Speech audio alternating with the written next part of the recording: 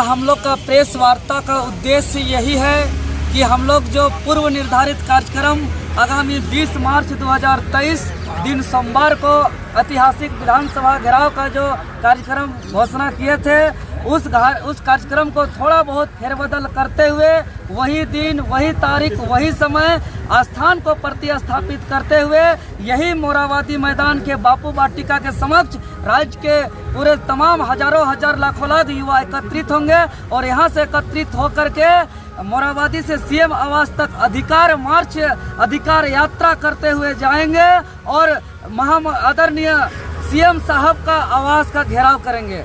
हम लोग का स्थान प्रतिस्थापित करने का उद्देश्य यही है कि जब पिछला 21 दिसंबर को जब हम लोग विधानसभा का घेराव किए थे तो विधानसभा के अंदर सार्वजनिक तौर पर ऑन कैमरा माननीय मुख्यमंत्री कहे थे कि युवा जो मांगेगा वही देंगे और 1 महीने के अंदर झारखंड हित में नियोजन नीति लागू करके नियुक्ति प्रक्रिया शुरू करेंगे। और तब से आज हम बता देना चाह रहे हैं कि 1 महीना नहीं, 2 महीना नहीं, 3 महीना हो गया, लेकिन अभी तक नियोजन नीति के मामले पर कोई भी ठोस कदम नहीं उठाया गया है। और हम लोग का लगातार डिजिटल आंदोलन हो, फिजिकल आंदोलन हो, हर आंदोलन सफल होने के परिणाम स्वरूप सदन के अंदर के सत्ता पक्ष के विधायक हो या विपक्ष के विधायक हो, का जो सरकार तो बोल रही कि फेल हो गया है, कुछ फेल नहीं हुआ है, जांच करवाए।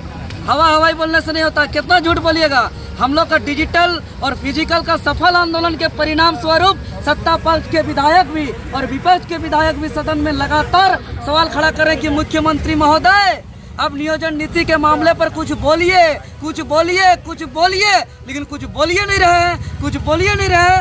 मतलब हमारा समस्या का जड़, क्योंकि सदन में तो आवाज उठ ही रहा है, तो हमको समस्या का जड़ हम लोग का सीएम साहब हैं। तो अगर हमारा नियोजन नीति समस्या का समाधान खोजना है तो हमको समस्या का जड़ पे जाना होगा, अर्थात सीएम का आवास के पास जाना होगा। तो हम लोग आगामी 20 तारीख को पूरे झारखंड के छात्र इकट्ठा होकर सीएम आवास तक जाएंगे। मैं आपके चैनल के माध्यम से राज्य के तमाम छात्र नौजवानों से अपील करना चाहता हूं कि हमें सीएम आवास के लिए हम लोग ने अपना आवेदन भी दे दिया है, परमिशन लेटर भी दे दिया है। आप लोग कितना भी व्यस्तता रहिए, कुछ भी काम करिए, किसी भी तरह का स्थिति परिस्थिति में रहिए, आपके पास खाने का हो या नहीं हो, आप पैदल आइए, साइकिल से आइए, गाड़ी से आइए, बस से आइए, किसी भी स्थिति परिस्थिति में आइए और हम लोग उस दिन समय 11 बजे यही बापू वाटिका पहुँच जाइए आगामी 20 मार्च 2023 को। और उस दिन छात्र को संबोधित करने के लिए, क्योंकि पूरे राज्य के छात्र आएंगे और उस दिन छात्र को संबोधित पूरे राज्य के तमाम आंदोलनकारी छात्र नेता मौजूद रहेंगे। उस दिन इस आंदोलन पे टाइगर जयराम महतो जी आएंगे, मनोज यादव जी आएंगे, मोतीलाल महतो जी आएंगे, योगेश भारती जी आएंगे, गुलाम हुसैन जी आएंगे, इमाम जी आएंगे, राजेश जी आएंगे, सत्यनारायण जी आएंगे और ऐसे और अनेकों जो है कि संजय महतो जी आएंगे। सब कोई बापू वाटिका के समक्ष खड़ा होने देगी। देखिए, ये हम कह देना चाहते हैं तमाम दर्शकों को कि हर आंदोलन को रोकने का प्रयास करता है, लेकिन हम लोग का इस बार का आंदोलन को ये तानाशाही सरकार पूरी तरह ध्वस्त करना चाहता है। ब्रेकेटिंग हर बार का आंदोलन में लगता है, लेकिन जिस दिन आंदोलन होता है उस दिन ब्रेकेटिंग लगता है। मैं बता देना चाह रहा हूँ, पिछले अभी हम लोग का 3 दिन बाकी है और पिछला 3 दिन से हमारे हजारीबाग के साथियों को जो लीड करते हैं पुलिस के द्वारा फोन करके बुलाया जा रहा है। हमारा सरायकला, खरसवां, जमशेदपुर, गुमला, लोहरदगा, गोड्डा, देवघर, पलामू के छात्रों को मेरा फोन करके बुलाया जा रहा है कि नहीं जाना है, नहीं जाने देंगे। लेकिन हम कह देना चाहते हैं, अरे तानाशाही सरकार, इस बार आप कितना ताकत लगा दीजिए, इस बार आप कितना प्रशासन लगा दीजिए। युवा वो होता है, इसको पलटा दीजिएगा तो वायु होता है और वायु को कोई ताकत नहीं रोक सकता है। ये सरकार का तानाशाही रवैया और यहाँ का पुलिस प्रशासन तो का।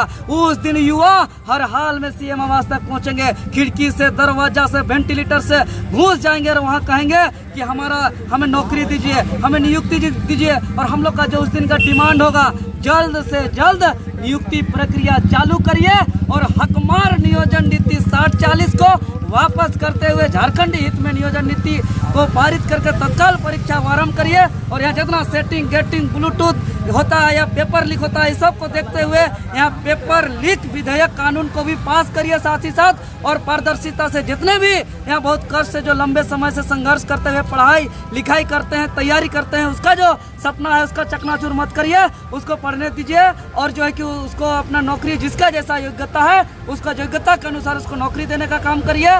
और यह एक आर पार का लड़ाई है साथियों।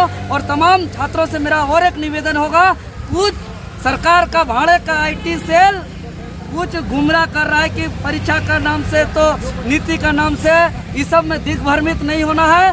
सभी कोई को स्पष्ट रूप से कमर कस लेना है, ये मान के चलना है कि हम लोग का समस्या का नियोजन नीति का नियुक्ति प्रक्रिया का यह आर पार का निर्णायक लड़ाई है। क्योंकि यह बजट सत्र है, इसके बाद मात्र ये सरकार का अंतिम साल है। सरकार का अंतिम साल के बाद जो है कि कुछ दिन आएगा, फिर लोकसभा का चुनाव आ जाएगा, फिर विधानसभा का चुनाव आ जाएगा, फिर ये लोग को बहाना मिल जाएगा और बहाना करने में ये लोग माहिर है। कभी G20 का बैठक का बहाना, कभी रामगढ़ उपचुनाव का बहाना, कभी सर्वदलीय बैठक का बहाना, कभी कैबिनेट बैठक का बहाना, तमाम तरह के बहाना इन लोग को चाहिए। मुख्यमंत्री आवास कितने संख्या में घेरना चाहिएगा आप लोग? ये लाखों लाखों की संख्या में होंगे दादा।